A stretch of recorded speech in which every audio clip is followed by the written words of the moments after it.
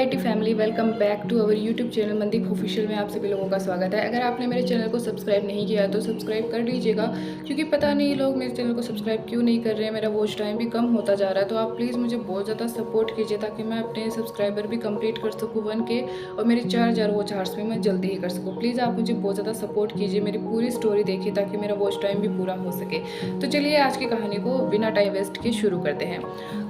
आज की कहानी है कि सब्र का फल हमेशा मीठा होता है। मैं आपको जो कहानी सुनाने वाली हूँ उससे आपको पता चल जाएगा कि जो अगर हम अपनी ज़िंदगी के अंदर पेशेंस रखते हैं, सब्र करते हैं, तो हम वो सब कुछ अचीव कर सकते हैं जो हम अचीव करना चाहते हैं। जो ईश्वर हमें देना चाहता है वो भी हमें मिल सकता है। तो चलिए कहानी को शुरू करते हैं। होता यूँ है कि जैसे जैसे संध्या होती जाती है, सूरज ढलता जाता है, वैसे वैसे आसमान में थोड़ा थोड़े जो कालापन है वो आता है और बहुत सारे जो तारे होते हैं वो धीरे धीरे करके टिमटिमाने शुरू कर देते हैं। सारे तारे धीरे धीरे आते हैं। कुछ तारे बहुत अच्छे चमकते हैं, कुछ बहुत ही कम चमकते हैं। जो कम चमकते हैं वो तारे और तारों से ईर्ष्या करना शुरू कर देते हैं और मन ही मन सोचते हैं कि सभी सारी की सारी दुनिया इन तारों को क्यों देख रही है, हमें क्यों नहीं देख रही है।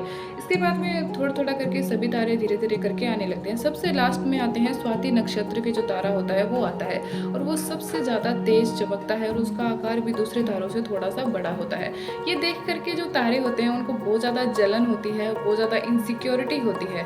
वो लोग ये सोचते हैं कि सारी की सारी दुनिया इस तारे को देखने के लिए आ गई, लेकिन हमें देखने के लिए कोई भी नहीं आया। उनको ईर्ष्या होने लगती है। वह नारद मुनि के पास जाते हैं। नारद मुनि के पास जाने के बाद वह कहते हैं कि मुनि, आप हमें ये बताइए कि हम संध्या होते सबसे पहले आते हैं, आसमान के अंदर टिमटिमाते हैं, फिर भी लोग हमें नहीं देखते, बल्कि स्वाति नक्षत्र के इस तारे को देखने के लिए पूरी दुनिया ऐसे आ जाती है और देखने लगती है। हमें ये चीज़ अच्छी नहीं लगी। ईश्वर ने हमारे साथ इतना भेदभाव क्यों किया है। इसके बाद जो नारद मुनि होते हैं वो थोड़ा सा मुस्कुराते हैं और कहते हैं कि क्या तुम्हें इससे ईर्ष्या हो रही है। फिर वो कहते हैं कि हाँ, हमें इससे ईर्ष्या हो रही है और हमें ये चीज़ नहीं पसंद कि लोग इसे देखना पसंद कर रहे हैं और हमें नहीं कर रहे। उसके बाद में जो मुनि होते हैं वो कहते हैं कि सब्र का फल हमेशा मीठा होता है। इसके बाद वो तारे कहते हैं कि हमें कुछ समझ में नहीं आया, आप क्या कहना चाहते हो।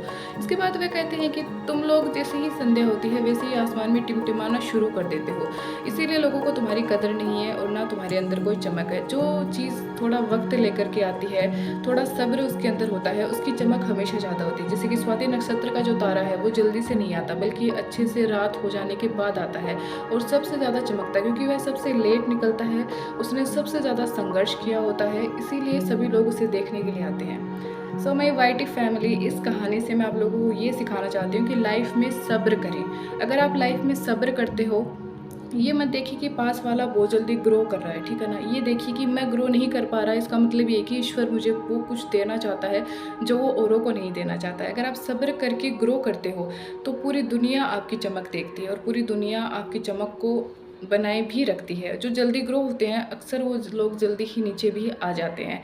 सो माई वाईटी फैमिली, हिम्मत कभी मत हारिएगा और आप जो करना चाहते हो उसे मन में ठान कर कीजिएगा, ठीक है ना। चाहे 1 साल लगे, चाहे 2 साल लगे, आपको उसे अचीव करना है। So thank you so much for watching this video. Please ज़्यादा से ज़्यादा शेयर कीजिएगा और मुझे आपके सपोर्ट की बहुत ज़रूरत है। Thank you.